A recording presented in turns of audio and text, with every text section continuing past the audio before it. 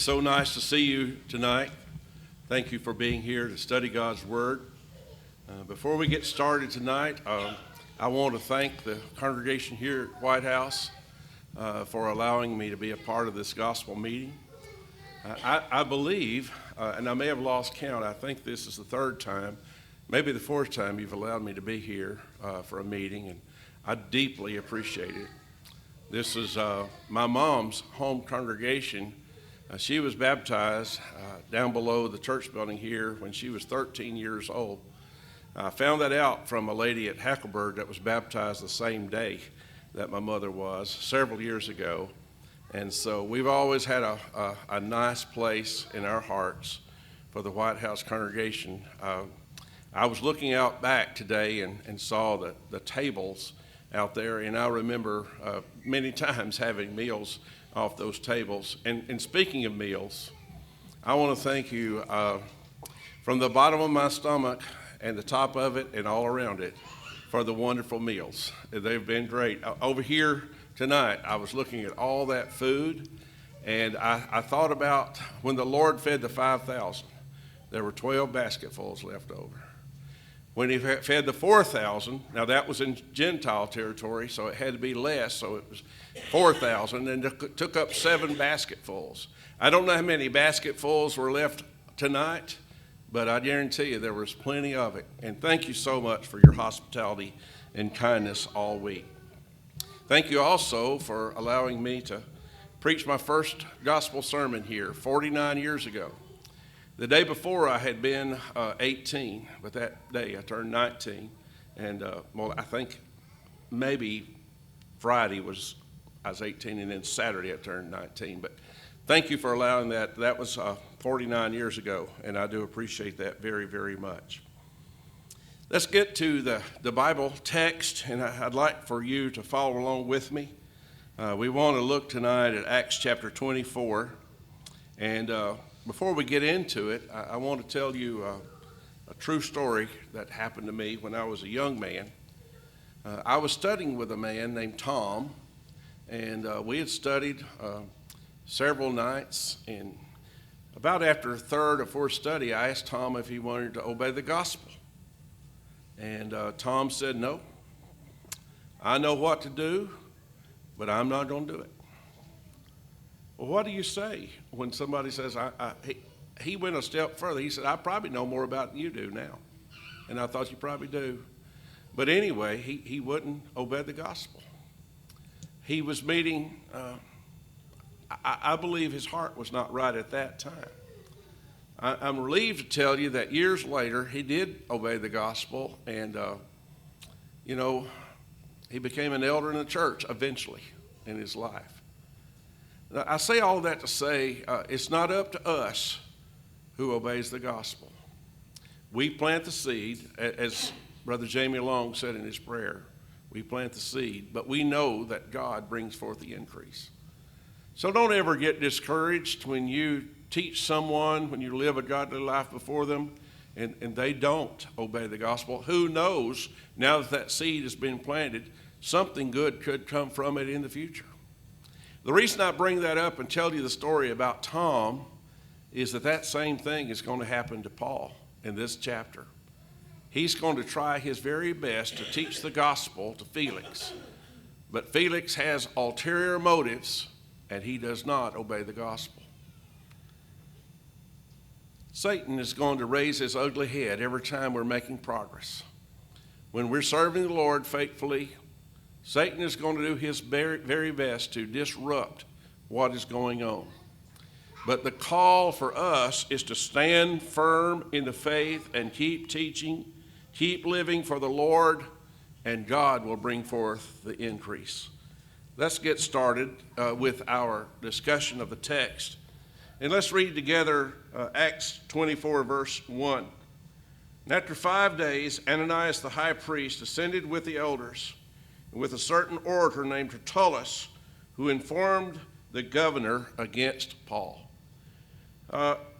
Notice here that Tertullus is some translations will call him an orator. I think that's exactly what he was. Today, I think we might call him an attorney or a lawyer. But he was an orator. He probably had been hired by the Jews to do this, to make this speech. And he is going to be a very, very tedious in his approach. Notice in verses in verses 2 and 3 of chapter 24, he begins by flattering Felix. Now remember, we talked a little bit about this last night, but for those of you who are not here, Felix's wife, his second wife, was the youngest daughter of King Agrippa. And it was probably a politically appointed place.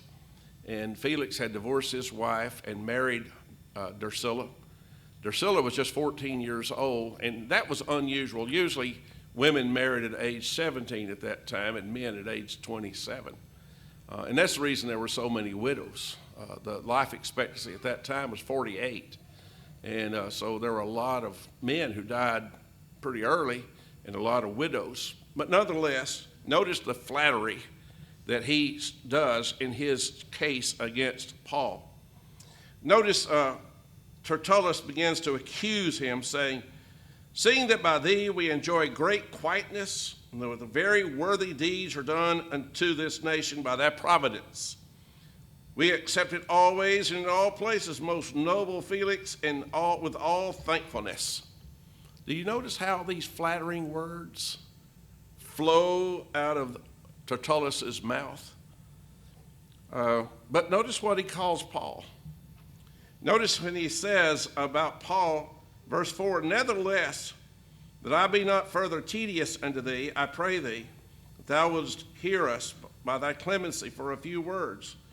For we have found this man a pestilent fellow, and a mover of sedition among all the Jews throughout the world, and a ringleader of the sect of the Nazarenes." Well, that's a lie. That's a lie. Tertullus may have been an eloquent orator, but he's accusing Paul of doing things that he did not do. Now let's look at that word, a pestilent fellow. Do you notice the word "a" is probably italicized and "fellow" is italicized? The original language says, "where we have found this man pestilent," and the word literally means he's a plague. You ever been called a plague? Well, let's not go there. But he called Paul a plague, is basically what he's calling him. And he's saying that he is causing a disruption, a mover of sedition. In other words, he's leading people away from the truth and leading away from Judaism. And notice here, he says he's a ringleader of the sect of the Nazarenes. By the way, Acts 24 and verse 5 is the only place in the New Testament where Nazarene is used to describe followers of Jesus. You remember that disciples were called Christians first at Antioch? Well, here Tertullus is referring to them as Nazarenes. In other words, a follower of this man of the Nazarenes. Now, we don't see that as a title or a description of the church by the Lord or his people. This is an enemy of the church that is saying these things. And so let's notice some more of the accusations. He says, "Who also hath gone out to profane the temple, whom we took, and we would have judged according to our law." By the way, all translations don't include that we have judged would have judged according to the law, but I believe it belongs there. Because what Tertullus is saying, if you Romans had not got in the way, we would have taken care of this. In other words, we would have already stoned him to death. Paul did not profane the temple. They're making an accusation that he carried a Gentile into the temple, which he did not. And Tertullus makes them sound like heroes for seizing Paul. And he wants Felix to examine Paul himself so that they can find out the truth. I believe the crowds of Jews were there, but they were quiet, and they just wanted Tertullus to do the speaking. I think what their intention was to overwhelm Felix by all the people there accusing Paul, but Paul was not guilty of any of this. And now it's time for Paul's defense. And he's going to start out doing something kind of unusual because usually he just goes right to preaching the gospel. But this time, he is going to do just a little bit of his own defense. Felix nods to Paul and signals that he can speak now. And Paul says he cheerfully makes his defense. Now notice the words of Jesus to Paul. This was working on his confidence as Paul relates what the Lord said to him and how he retells his conversion story. And so notice here, let's start with Paul, verse 10. Then Paul, after that the governor had beckoned unto him to speak, answered, Forsomuch as I know that thou hast been of many years a judge to this nation, I do the more cheerfully answer for myself, because that thou mayest understand that there are yet but 12 days since I went up to Jerusalem for to worship. In other words, you can investigate this. This was just 12 days ago, and they neither found me in the temple disputing with any man, neither raising up the people, neither in the synagogues nor in the city. Neither can they prove the things whereof they now accuse me.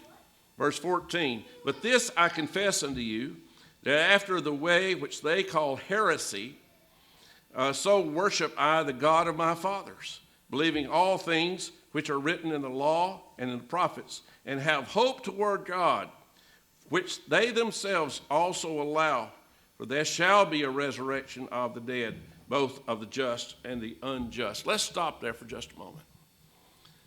Paul now is going to move from defense, saying, I'm innocent of these things.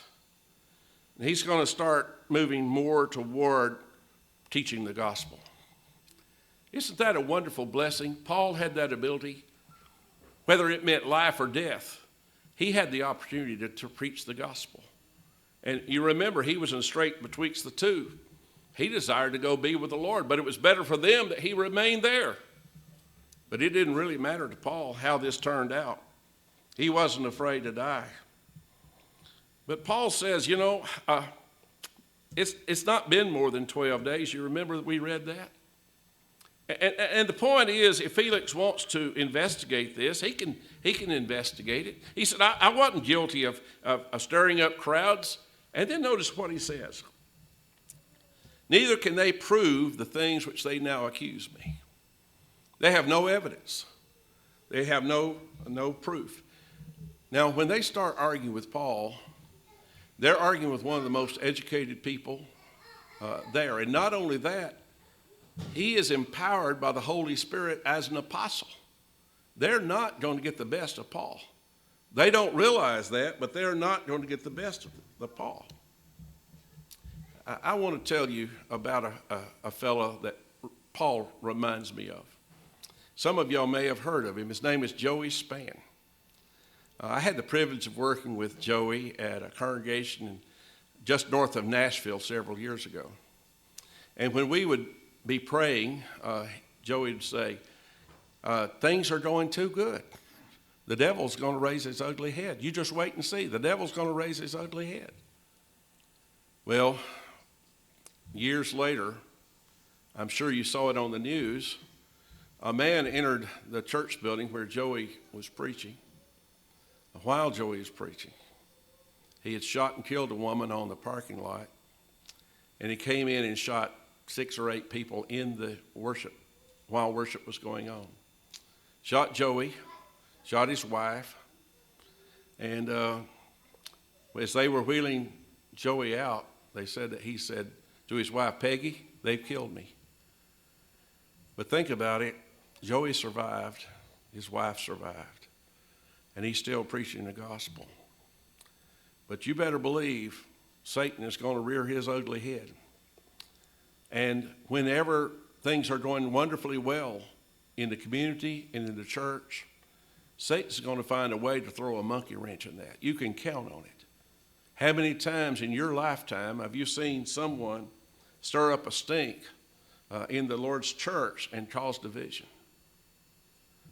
We won't go into all of that, but I just want to point out that Paul is deciding right now that he is not going to let that happen. But I confess unto thee.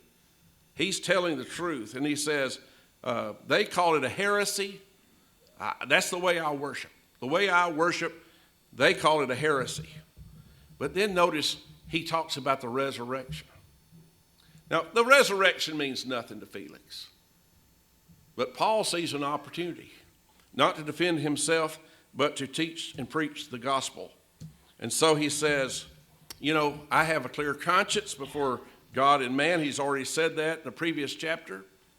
And he says, notice here he talks about verse 17.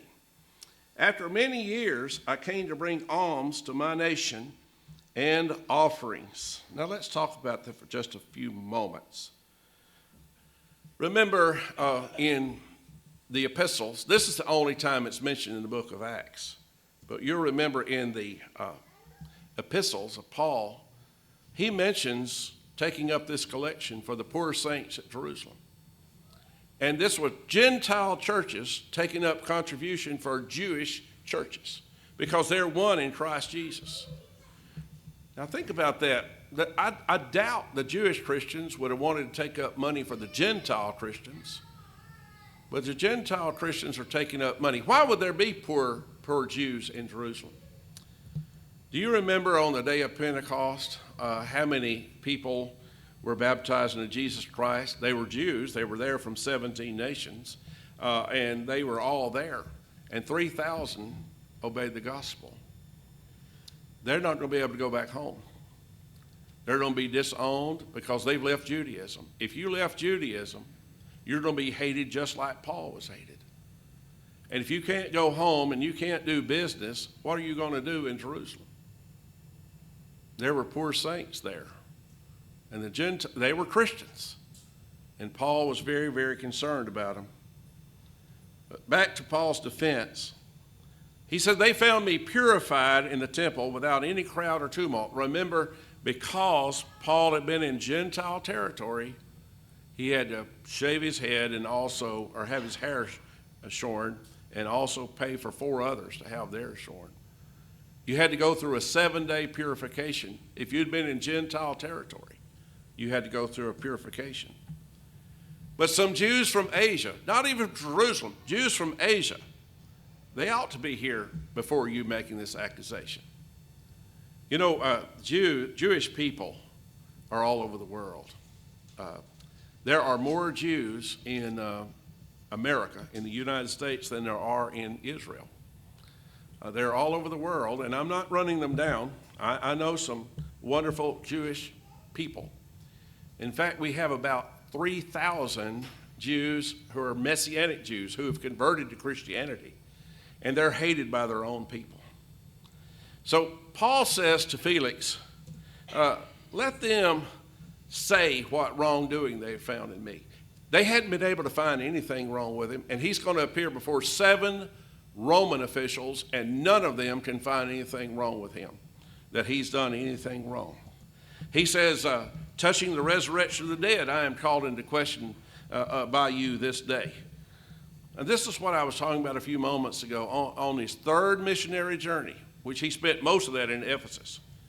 He collected funds for the poor saints in Jerusalem from among the Gentile churches. This is the only place it's mentioned in Acts, but it's also talked about in 1 Corinthians 16, 1 through 4, 2 Corinthians, it's mentioned in chapters 8 and 9, and Romans 15, verses 25 through 31.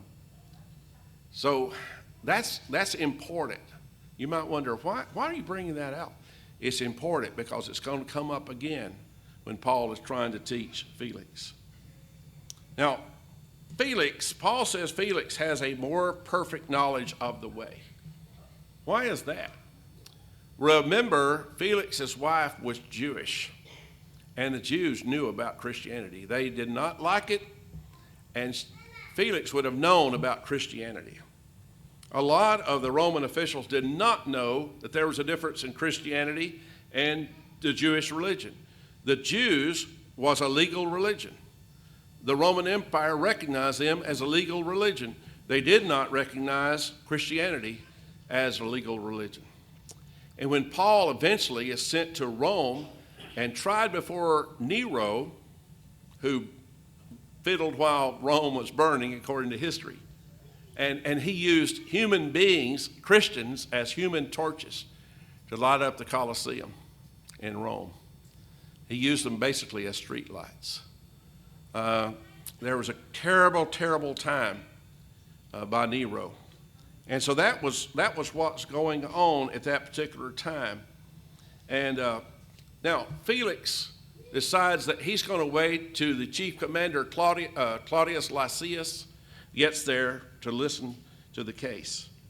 I don't know how Felix learned about Christianity, but I have to think it probably he was more familiar with Christianity and with the Jewish religion than anybody really realized.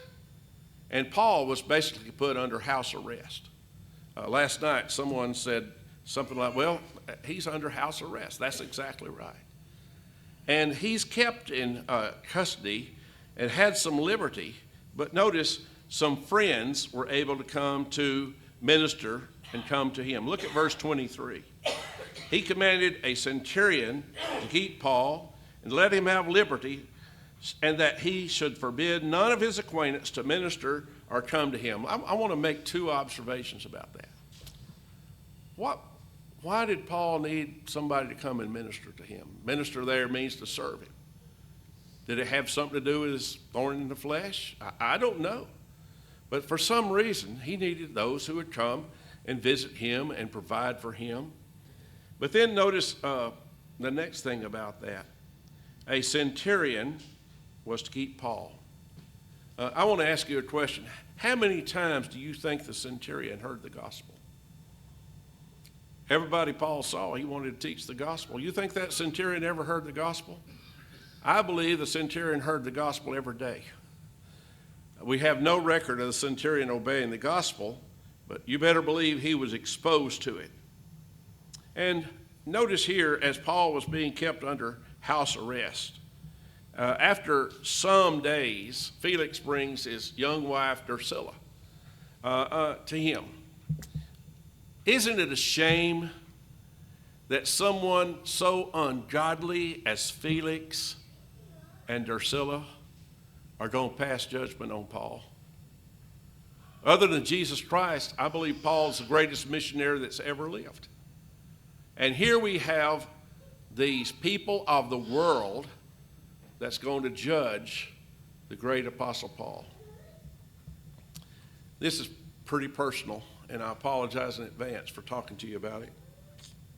I'm going to give you an example. In March of 2006, I had worked with Matthew Winkler that previous summer at a camp. He and I taught a Bible class together. And he was preaching in Selmer, Tennessee, congregation where I now serve.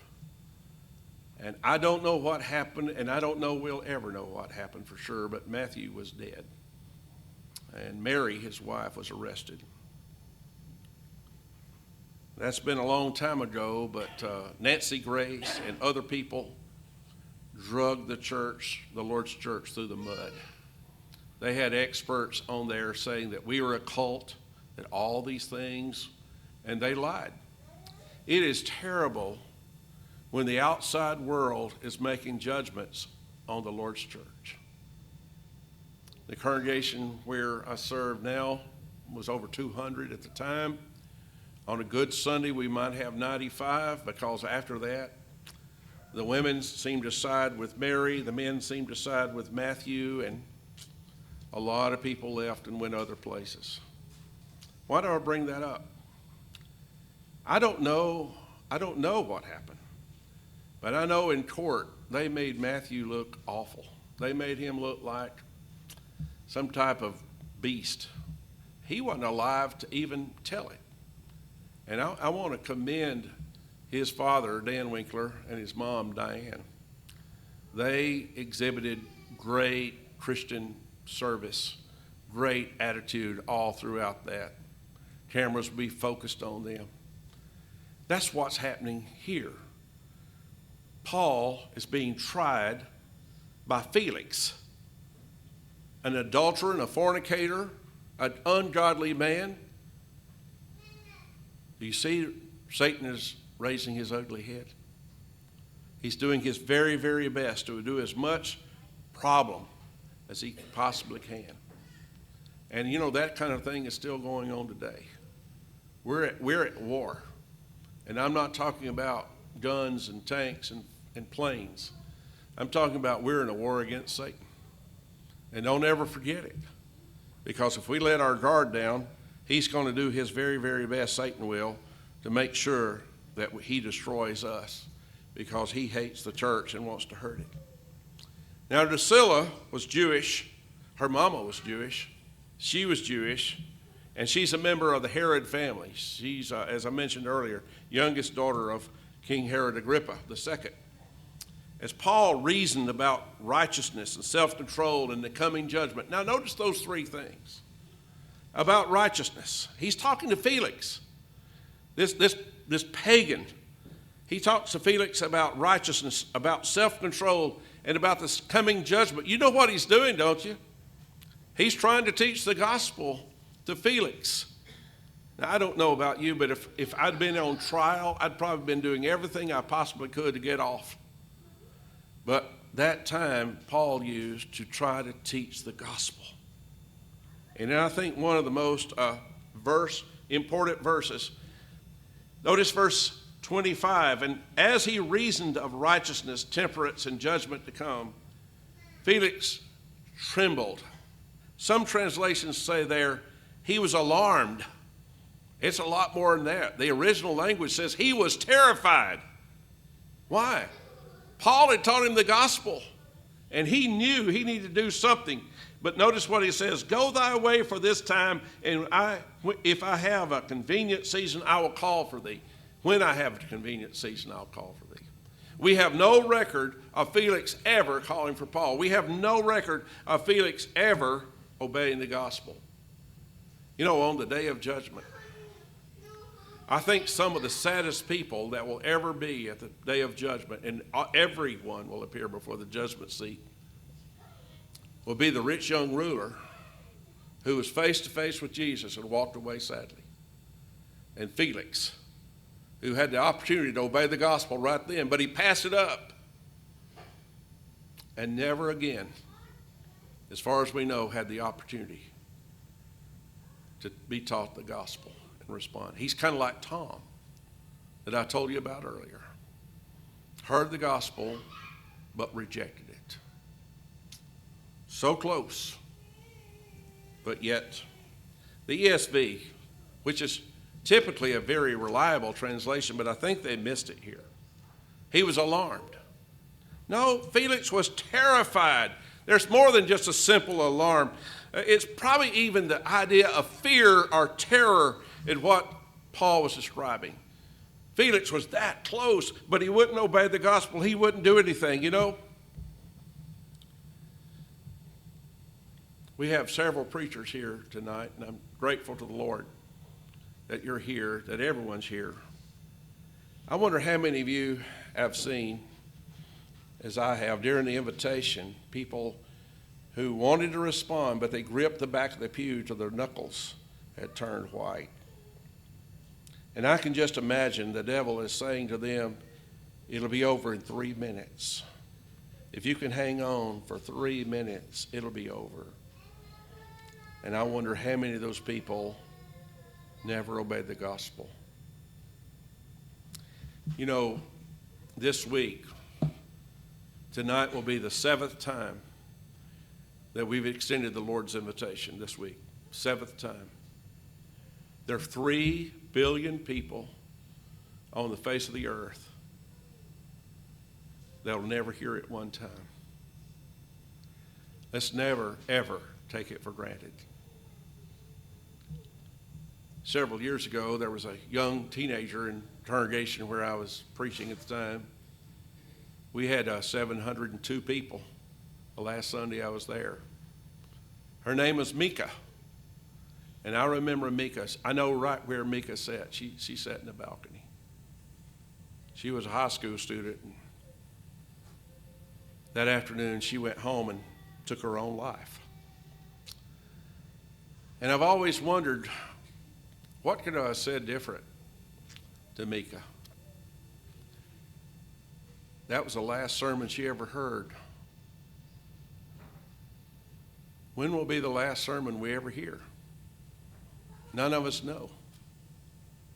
But if we need to obey the gospel or ask for the prayers of the Lord's people, we don't need to miss it, because we never know when that will be our last opportunity. I'm not trying to tell deathbed stories, not trying to scare anyone, but Felix needed to obey the gospel, and the example of Felix is lived out every day by individuals who choose to live contrary to God's will, even though they know what's to do, know what they're supposed to do. Now, the truth is, we're provided with more information about Felix's his mindset, when Luke says he was hoping to receive money from Paul.